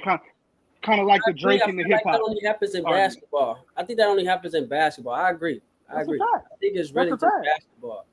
It's actual fact. And you can add that to why media in basketball is absolute trash, because it didn't start by LeBron coming out saying these things. It started with media. That's a fact. That's a fact. It's nasty, bro, and that's why I don't fuck with media like that. That's true, Mike. And he shot better. He shot, and that's what he's saying. Like a lot of his field goals coming from the rim. It's like, yeah, you shot overall better because more than half of your field goals came as layups and dunks. So that, you know what I'm saying? But not saying he's not a great scorer. I was just saying more so why I separate these guys from why there's a separate tier when you talk about a great scorer in LeBron James, even though LeBron James has the record for the most points. Like there was Wesley wasn't a great scorer. Nobody ever talks about who number 2 in all time. Who was not number 2? Who number 3? All Green? time. Oh, Malone? Karl Malone. Nobody ever calls Karl Malone a great scorer. No, because Karl Malone wasn't super diverse scoring the basketball. It was off the pick and roll, the pick and pop, or I might turn my back to the basket or rolling and getting a dunk. He wasn't super versatile what he did, but he was very consistent. He played for a long time, and you know what I'm saying? That's why he's up there. He was at number 2 at one point. You know what I mean? But nobody played for a long time. That's what you got to do. But ain't nobody comparing Karl Malone to LeBron James. No, but what I'm saying is nobody calls him a great scorer when we talk about the greatest of all time. But he in the top 3 because because if you watch the game, you wouldn't say that. But you ain't gonna watch LeBron and not say that. Yeah, that's context for your ass. P. Mike got a question for you though. You not. Did he play longer 3-point percentage as well? You just said he shot threes and Jordan didn't. Am I tripping? I don't know what you said when I left. He played longer 3-point percentage as well. I'm not getting what he means. Okay. Stop saying Carl name with the king. Yeah. Like I say, bro, for me, again, my argument was never that he was I'm not gonna say close, I'm not gonna disrespect Brown like that, but my argument was never he was in the bracket of Kobe and Jordan. It was never my argument. My only thing with Austin Rivers' take was simply he's not top 5 because it's not sexy. I'm just not giving you that. Because again, outside of it, because I'm trying to think. I'm trying to really think. And P, man, maybe you could range out this about for a call, everybody. Maybe you could tell me. I don't know not one person that could stop LeBron James. A system? Yes. The Spurs came up with a great system. Cool. Dallas Mavericks, he had a meltdown. I don't know what happened that series. So kudos to give you that one. Other than that, so it baffles me even with when NBA players come out and say it, like who they don't like it's highlights of LeBron cooking Austin Rivers. Now that's not a good, comparison, whatever. But it's like for him to say that about like what was you not in the game? It just sometimes it don't make sense to me. And then we speak on the longevity of it. Again, Gilbert Arenas was one of the greatest scorers, point guard position wise. He was only great for 3 years. So how are we putting dudes who was great for 5 years scoring over Brian that did it for 12 years? Think of it, turn into a basketball player. Like go back into your playing days. Okay. When you guarding Brian, if it's just for shits and giggles, if I got switched on Brian, right, and I was 6'5", 6'6", whatever, I'm more worried about his ass running me over than him shaking me, shooting a fadeaway, shooting a 3-ball. I'm more worried about getting ran over. And I think that's what most players worry about when they guard Brian. Is he going to body me? Is he going to move me out the way and get to the basket? I'm not worried about his jump shot. I'm going to close out. I'm going to do all this. With Kobe and all them other guys, you don't know what's going to happen. You have no idea. You are on an island. Same thing with Iverson. All them others, you are on an island, and you don't know what's going to happen. With Brian, you kind of worried about one thing. I'm worried about if I'm going to get ran over. If he hit this jump shot, good. He didn't get to the basket. If he shoot this fadeaway, good. He didn't get to the basket. That's all. It's a mentality. It's more of a mentality thing and an aesthetic thing with LeBron. It's not that he can't score the ball. Yeah. You would rather him shoot it than run your ass over. No, I get it. Like because people always say all the time when they ask people who'd rather guard Reggie Miller or Kobe, and they be like Kobe, because Reggie Miller, I ain't trying to chase him. So I get like aesthetics of why people would. It just like I say, bro, it throws me off so many times though. Because again, but I think that's what more Austin Rivers talking about. Like when you guarding these guys, I don't want to get jumper sprayed. I mean, but see right there though, like I'm not mad. Listen, I'm not mad because what he's saying is not lying. Bron bullied me, Kobe finesse. Why do I get knocked for bullying people? Like think about this. I came in the league. Do y'all remember what y'all looked like when y'all was 18 years old? Remember what y'all looked like at 18 years old? Imagine y'all being in the NBA and you're bullying Ron Artest. Do you know how crazy that sounds? That ain't That's not real. You're not real. So like, But but Aaron, think about that. We don't associate that with I get it. being bullied. We don't associate that with this mug is killing just because he bullied you. You associate somebody killing because they spraying jumpers on you, they spin move, they crossing you over, they doing all these different things to you. You don't associate that with like a football player bullying you. So let me and ask you going this. In a sense, right? Everybody know I'm a Jordan guy. Like let everybody, let's stop this shit right now. But is that where Jordan messed the game up then? Because everybody wanted to look like that. For the most part, when I hear people that grew up in that era or love Jordan, they be like, Jordan does it for me. The way it looks. That's no, what they because say but the thing is, you got to see guys before. Hey, Gervin to give you Iceman Gervin to give you buckets, and he was smooth as hell. My man Bernard King to give you buckets, and he was kind of a bully, but he shot jump shots.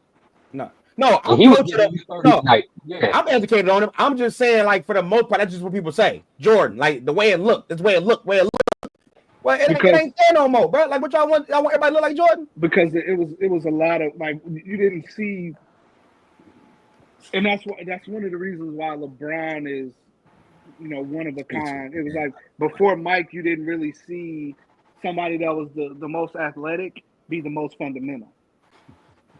You know what I'm saying? And it was like he was the most athletic person out there, but then he was super fundamental. You know what I'm saying? But then I can do a reverse pivot or do something, then go up and slam that bitch on 3 people. You know what I'm saying? It was like it was all of that combined. Same reason why where it's like with LeBron, where it's like you never see a guy built like Karl Malone and can move that way. But then I'm also the smartest one out here.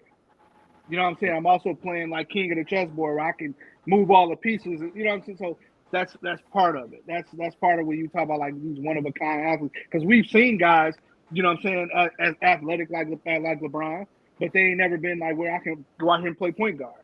Oh, you can put me at power forward. You know what I'm saying? Or you know what I'm saying? Like so that's part. You know what I'm saying? See what I'm saying? With Mike. Mike with the mold, man. Ain't no Ice Gervin. They ain't mentioning Dominique them. It's only Mike. Respect though. I mean, he was the guy I grew up on, so I get it. In fact, AJ, they want to see Michael Jordan style players. It's Jordan or nothing around his mug. It'll cold day in hell before LeBron gets some respect around his mug. Aaron, I remember at 18 killing. I remember Josh Allen at 18 killing. Both of y'all on the basketball court was killers, but your game was much sexier than Josh, and I'm a fan of both of y'all at 18. Man, but you know, he could finesse you or bully you.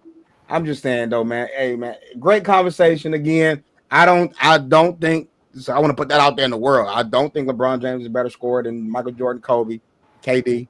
You know, but still, my boy up there. Just like you said, man, I think it's just the mentality behind it with players guard Brian. That's why the pro players say that.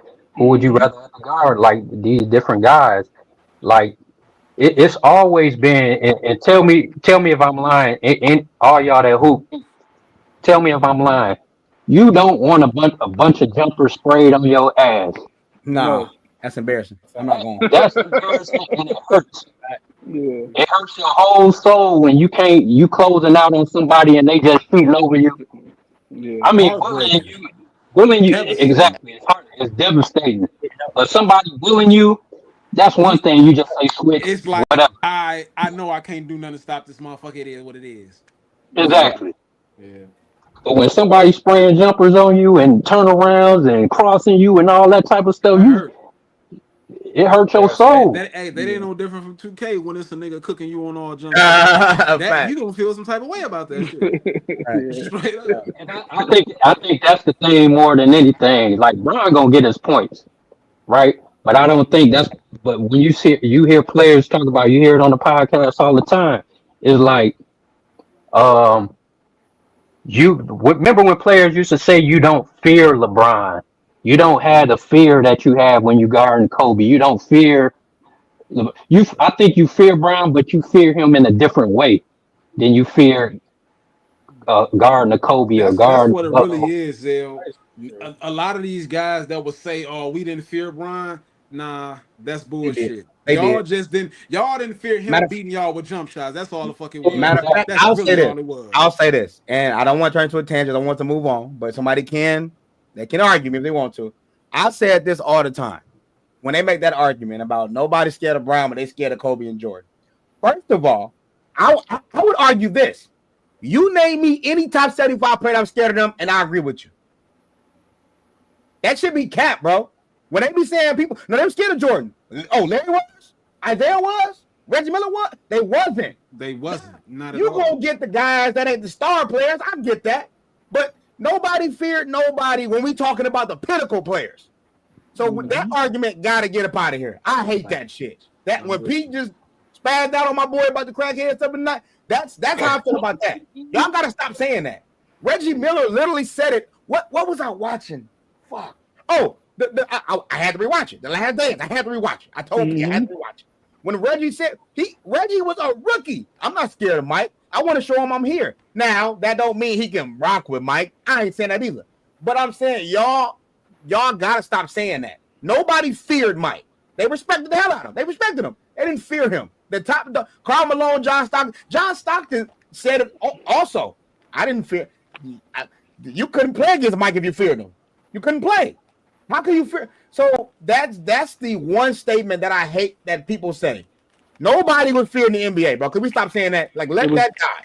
It was them little role players. Well, besides Shaq, I think people were scared of Shaq. I was about to say Shaq, about the only one that was truly feared. But because of what he was able to get away with, like he was dunking and pushing motherfuckers, like that's why they were scared of him. They weren't scared because he had game. It was like, dude, who did he dunk on and push in the crowd? Yeah, Chris Dudley. Like I ain't no punk though, but he still got kicked out of the game for that. That tech game, you gotta like. But I'm gonna have to cue that video up, bro. We might gotta do a top. Hey, this is what we gonna do on Thursday, y'all. We gonna do a top 10 most disrespectful video all time. I need everybody to pick one. I mean, pick two. That's how we gonna do it. Hey, Shaq gonna be on that motherfucker more than once. So I'm beyond with you. I think that's why they feared him. But when it comes to fear, bro, nobody feared nobody. We gonna dead that on the Upstanding Gentleman podcast. We're not doing that. It's a narrative. Jordan was the first ever. They're not letting that die down. He started the evolution of basketball after a will. Anybody after a will just be that. It just set in stone respectfully. You were the first. You can no longer surpass them. There is nothing these young guys can do. Just get your money and take care of your family. I kind of agree with that. So at the end of the day, that's what it is. If he was a real hooper with heart and fear, no one. If he was a real hooper with heart and fear, no one you wanted that smoke. Yeah. You know. All right, man. Moving on to our last segment of the day. Rank these scenarios. Now, I did something different for the first one. They had a basketball in their hand, so I'm like, let me do this. We gonna start bench rank the kings of comedy, baby. Ooh. Now I know who gonna go first. This is easy. I already know. We gonna start bench cut the kings of comedy. Zale, we're gonna kick it off with you. Damn. Start bench cut. Yes, I'm starting Bernie Mac. Easily. Everybody starting Bernie. I'm benching. I mean, they had an order already on their set, yo. They already had an order. Well, it switched. Yeah. It switched. Depending on the location, it switched. I like Sid. I bench Sid and Sid was a bad boy. Steve Harvey got to go. Steve got okay. Steve was more like Steve kind of gave me promoter lines, but I feel what you mean. He was the MC. He was the MC of that. I like DL Hughley though. No, I like the older version of DL Hughley. When my boy Sid talked about that Skywalker, he was driving that mob. Hey man, hold on, bro. Don't show him everything. P, who you got? So we talking about in this movie? No. Just King of Comedy overall. As far as stand up goes. I'm going. Of course, I'm starting Bernie Mac. But as far as what I like, I'm keeping Steve Harvey. Start bench cut, man. Where we going? Right, that's what I said. I'm starting Bernie Mac. I'm benching Steve Harvey, and I'm cutting DL Hughley because DL Hughley not really funny to me. And Say the Entertainer is funny, but I'm cutting him too. DL got kind of that dark humor, kind of in a sense. Well, now he do it with that woke shit he got going on. Maurice, who you got, King? Start Bernie, bench Bernie, cut Bernie. Nah, I just don't think they on the level of funny Bernie was. You know what I'm saying? Like Bernie was a different type of Bernie. You pull the Michael Jordan argument out, Maurice. You pull it. He was a different type of funny. But if I can, respect it, start Bernie. It's a toss up between Steve and Cedric. Bernie from Chicago, so that Chicago humor look different. I'm gonna go Steve though, because the shows and a lot of being familiar with him a lot, and then I'm gonna have to cuss it. Okay. Skino. Start Bernie. Bench said, cut Steve and motherfucking DL. We're gonna make it real simple. I think that's where I'm going, man. Bernie was just the dude, bro. Like Maurice said, I'll never forget. I'm scared of you. Respect to the other comedians, but they just not comparable to Bernie, bro. It's just. Man, I don't like the disrespect, man. Steve Harvey getting in the chat, man. Steve Harvey showed the classic. They said Steve. Steve Harvey show. Then he had his setup. His set in this was good. He had the other setup. What was the one we were talking about going to Africa? He had the little set we were talking about going to Africa. He had a safari in Africa. Like Steve Harvey is funny. Say it had a show too, and he was good as well. Harvey maybe is, in real life, like but he pretty I ain't saying Steve ain't funny, but somebody gotta be cut. Shit. I'm cutting. Okay. Because I listen to the prank. I listen to motherfucking WGC, 102.3 every day in the morning. So I know Steve. You know what I'm saying? He's still going. I know he's funny. Steve go crazy. Like I said, I'm going with everybody though. Bernie was a different level, bro. And that's why I don't understand how they got into it with that shit when they didn't want Bernie to always close. It was weird to me. Y'all don't know. Egos, man. No, everybody. You can have. It was the guy. They all feel like it was the guy. That's why. That's right. So if Zeke and MJ on the team, Zeke gonna think he gonna take the shot. No, that's different. But if you put a what I'm saying, a Kobe and an MJ in there, Kobe gonna want to shoot that motherfucker. Hey, P, hold on, P. I wouldn't be mad at that though. I wouldn't be mad. Like that one was a little hard. When it comes to buzzer beaters, P, that's kind of 1A, 1B. KD and Westbrook. That was disgusting, That was he felt like he could get it done. It didn't make it not happen. Great scenario. I feel it. Pete is a controversial guy, man. He's talking about could you fucking with Steve. I don't know what it is. All right, man, we moving it on.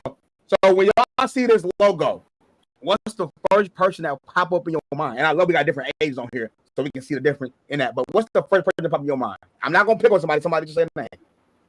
Chris Paul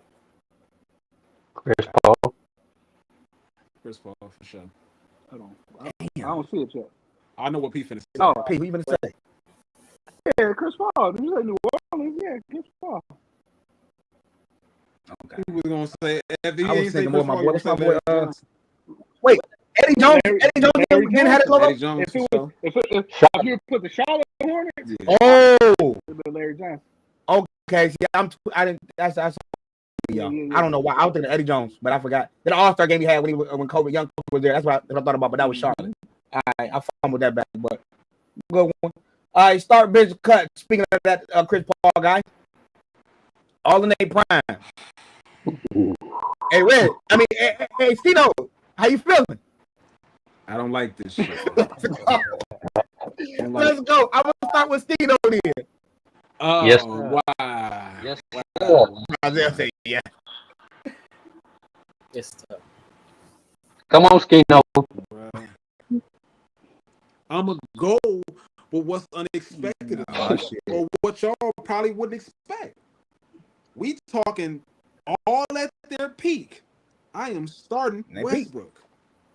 I'm benching Chris Paul. I'm cutting Drose. I ain't mean to laugh, bro. That's funny as hell, though. Maurice is on you. Skino done lost every bit of his mind. Yeah. I'm going to start D-Rose right just running the team. I'm gonna start D Rose. I'm gonna bench CP, and I gotta cut Russ because he had it. He had it, and he couldn't make it work as a point guard. As a point guard, he couldn't really make it. Hey, none of them niggas did, Maurice. I'm gonna skip P, and I'm gonna go before no KD. I'm gonna go before P. And none of them have D Rose, because he talked about LeBron being a 35, 37-year-old Kevin Garnett. D Rose took the 32 course KG was hurt. I get that. Yeah. D Rose at 21 took them dudes to get. Didn't the Celtics win that year? They didn't win. That was 2000. The Lakers. That was 9. I thought that was 8. That was 8. No. That was 2009. 2009. Okay. Okay. They won. But D Rose, man, D Rose had everybody. Now I know what I just said. I ain't contradicting myself. I just want to say this shit. D Rose had everybody scared, man. Let's call it. And I'm going Chris Paul because we always talk about it. Chris Paul got a lot of dudes paid. Westbrook ain't got nobody paid. Who he get paid? Y'all gonna say Steven Adams? I'm not gonna say that. Hold on, Skino. You treated me last week, so I'm gonna say it to you. I'm talking. Don't cut me off when I'm talking, Skino. You got on my heels last week, Jack. But Steven Adams, we know with the way the NBA is going with Joker and Embiid, like you just need bodies. That's why they picked up Steven Adams. All that they picked him up off of Westbrook's dealing with him. PG was PG. Obviously, PG had an MVP. I get all that, but nah. D Rose and Chris Paul got to do with Joakim Noah looking like somebody, bro. He wasn't a bum, but stop. Yeah, he revamped Carlos Boozer, Taj Gibson. He had Ronnie Brewer starting at the 2. What are we talking about? Go ahead, Eddie.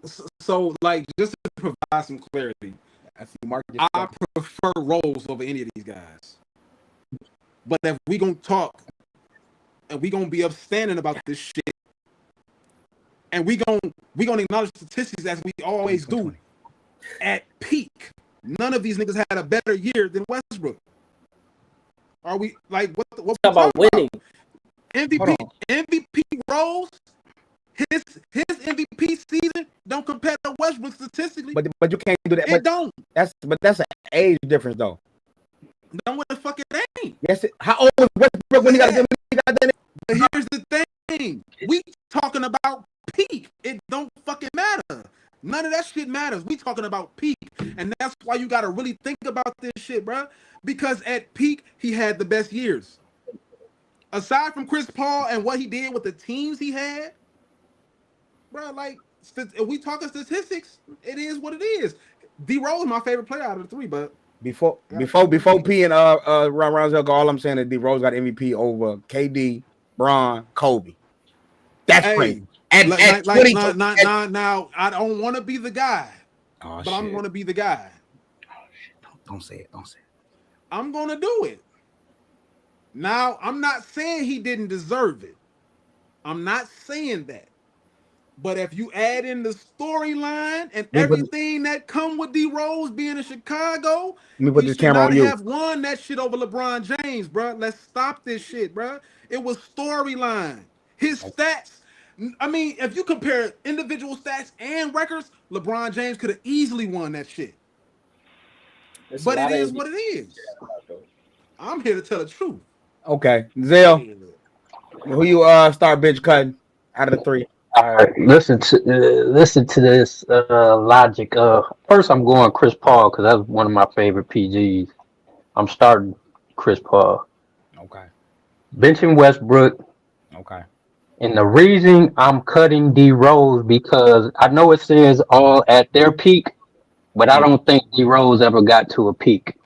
I agree. Unfortunately, I just look at it to where he was at. I look at trajectory. No, you can't do that, but I feel it. Even in comparison to that, I feel it. I just look at it from starting a team. I don't think Westbrook is like a point guard that can lead us to where we need to go.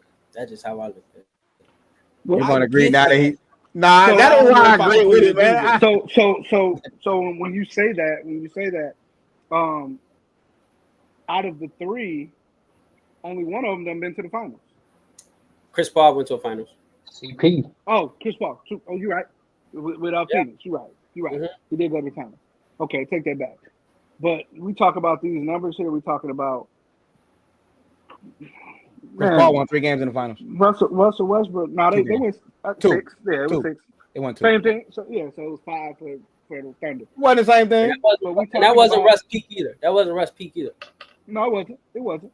But at his peak, he averaged a 30-point triple-double. A 30-point triple-double. So when we talk about when like who Derrick Rose won the MVP over, listen to the top 5 of the MVP when Russell Westbrook. Because I remember.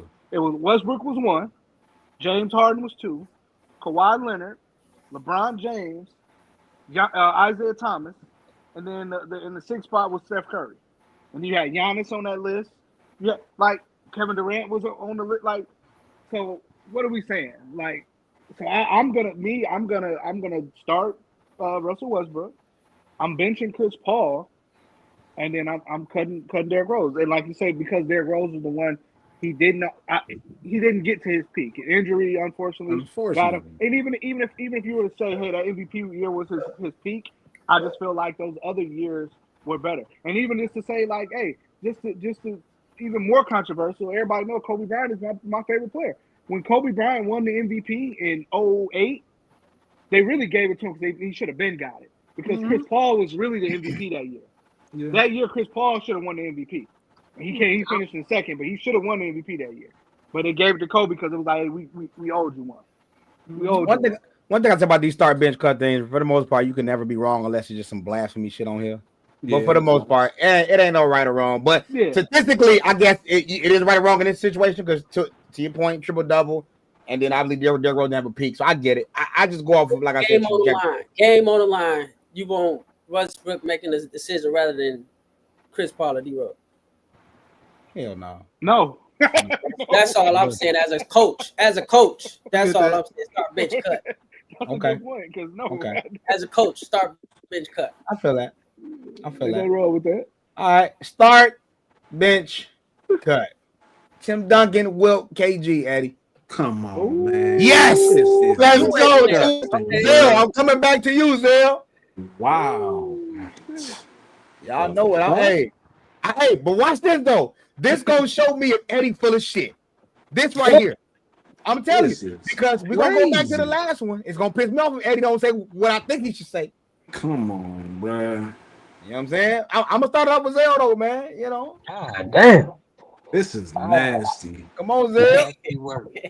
Start this one. I'm gonna preface this by saying, have y'all seen where they put the old videos in 2K? I mean, in 4K with the color? Yep. Yes. Wilt was doing with this shit. Wilt was a monster. Yeah. With them dudes out there. He was a monster. And it wasn't just only like, it was, the way he was scoring was just, it was crazy. He had to add that in for y'all. I'm gonna have to go. I'm going with KG. I'm sorry, KG. I ain't gonna lie. I just watched the. Did one of y'all send that in the chat? The KG Western Conference Finals. I mean, Western Conference against the Lakers. Dude, KG, that 03 or 04 year, man, KG was on another level, dog. Hey, I changed my mind on who I think better out of Tim Duncan and KG. I changed it. When I watched that video, bruh, I changed. It's the reason I'm such a KG fan, bro. I changed my mind. I knew about Pluto. I'm gonna let Ronzel finish though. You said KG. Hey, and that's the series I'm talking about. In 04, 03, 04, around 03, 04, that dude was on another level, man, on another planet. Defensively and offensively, that might have fade away everything. Hey, bro, hold on. I'm letting you. Hold on. Go ahead, Zell. Who you been? No, who you been? Then damn, It nasty. is. You know what? And then I'm a bench Duncan, and the only reason I'm benching, I might help you. At the top, it's a two-way player addition. Right. The only reason I'm cutting Wilt is because I haven't seen enough games. That is the only reason. I just seen like clips in his stats. Man, look. That's the only reason. I only need to see one game, Zell. I only see one. I ain't finna sit up and hold you. Check this out though. Eddie, I appreciate you sending that to the chat. I don't know if it was you or P. Appreciate the video. It was Eddie. I don't know how I've never watched. I don't know how I've never seen that video before. This dude KG came up, fade away, and then he went to full court press Kobe Bryant. And if Sam Cassell don't get hurt, that series is a better series than what it was. So I'm going because I know what video you're talking about, and I'm not gonna hold you. Wilt Chamberlain was Dirk Nowitzki before Dirk Nowitzki. So it threw me off the way he played. I'm going Wilt KG. I'm cutting Tim. I'm sorry. I can see that. Tools. Tim Duncan was a hell of a system guy. He's a great player. But I'm just saying, like, to y'all point, aesthetically wise, too. Oh yeah, the shit Wilt was doing was crazy. Wilt was a monster, man. He was a monster, dog. Wilt was crazy. P, it's on you.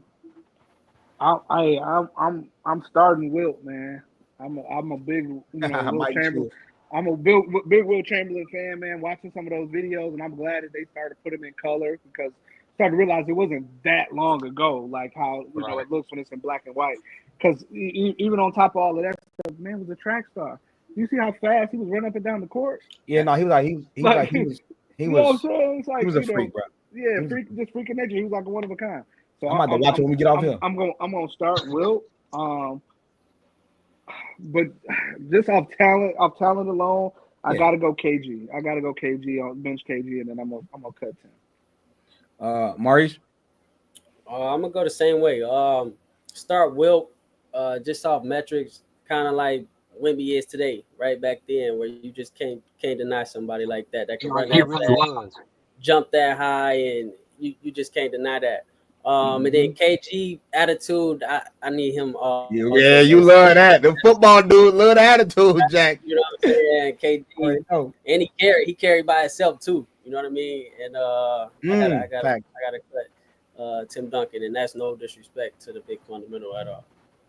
Skeeno, it's up to you. This shit is nasty because, as I said before, I'm gonna say it again. When it comes to this start bench cut shit, the cut sounds so disrespectful, and nobody want to be winging on that, man. I'm starting KG. KG is one of my favorite players of all time, regardless of position. Power forward, he's number one. This is where it gets nasty. Now I'm like a researcher of the game. The minute I got access to the internet and YouTube and things of that nature, I started to look up all these different players. I am aware of what Wilt Chamberlain has done. I haven't seen enough footage. Now, let me preface by saying, we need to see one of the things. Nobody really talks about Wilt Chamberlain's defense. We know him as the dominant scorer. Nobody actually speaks on his defense. Now, granted, do I know he's capable of being a great defender? I'm about to say. Absolutely. But he wasn't known for that. And even if he was, who the fuck was he defending? If we being honest. So I'm benching Tim Duncan. I'm cutting Wilt. All right. Ain't mad at that. All right, we're switching it up a little bit. Start bench cut Julio, Antonio Brown, and Calvin Johnson. This is another one nasty one. You in your bag, shorty. I'm in my bag tonight. Let's go. Hey Reese, you the football guy. I'm starting off with you. I want to hear Reese. Oh, okay. Let me get serious. Let me get serious. Okay. I'm going to start. I gotta start Antonio Brown. Much as asshole he is. I gotta start AB. This next one. I gotta start AB because he can run all the routes. He can catch everything. Physical, intermediate, deep. He can do everything. And I gotta bench Julio and cut Calvin. I gotta bench Julio. Oh my goodness! Julio is faster than Calvin. Faster than Calvin. Can run better routes. I gotta go Julio and bench. Oh my! You say he was faster than Calvin Johnson? Yes. Julio Jones was faster than Calvin Johnson. Yeah. P, don't turn it into a debate, man. Just say your 3, bro. Let my boy have it, bro. Shit. You got to move it along. Cause y'all want to talk about this another segment? I just go say go look what they ran at the combine. Go look what they ran. You pull up tape. Julio is faster than Calvin Johnson. Okay. All right. Okay. I'm not scared of Calvin Johnson. P is on you, bro. I'm starting Calvin Johnson. Calvin Johnson was the first. Name me another receiver that you ever seen that they lined up 2 guys on him at the line of scrimmage. They lined up 2 in front of him at the line of scrimmage. On the goal line. Huh? No, they did. Yeah. They did it during the game. They sure did. Like Calvin Johnson, you couldn't guard him. And the crazy thing is, they still didn't stop him. Yeah. Calvin, now, you know what I'm saying? You know, unfortunately, his body kind of broke down because it was shit. That's what you had to do to him. You had to beat him up and hit him in all kind of ways because you couldn't tackle him. So I'm going Calvin Johnson. I'm benching Julio. I'm benching Antonio Brown because, like I say, Antonio Brown. You can put Antonio Brown in the slot. You can put him out wide. You can put him, and he, ran all the routes. And he was a master route runner. And then I'm cutting Julio. No disrespect to Julio because Julio was very elite, but I would go with those other 2 over Julio Jones. Julio took Matt Ryan to the Super Bowl. Zell. Going with Megatron, number 1. I'm gonna go with Julio because I like Julio's touchdown celebration better. You just hit us with a Shonda's joint. The ABs. But no, this was a hard one. I like Megatron though. I watched more of him because he was in the same division as the Bears, so I seen more of him than the other 2. But I like Julio, and I'm gonna cut Antonio. Okay. Skino, did you go? No. Let me bring myself back to the camera. I am in 100% agreement with my boy P. I'm starting Calvin. I'm benching Antonio. I'm cutting Julio. I'm not, no disrespect to Julio. As far as starting Calvin Johnson, to me, that's a no fucking brainer. Okay. If you give him a good Super Bowl team, Lord have mercy. Man, y'all know what happened before Calvin Johnson retired? One of his last seasons? The Lions went 0-16. 0-16. That's one of the number 1 reasons he retired. He was tired of losing. That wasn't even because his body was beat. He was tired of fucking losing. You put that motherfucker on a great team, Lord have mercy. Yeah, they wouldn't get Lord have mercy.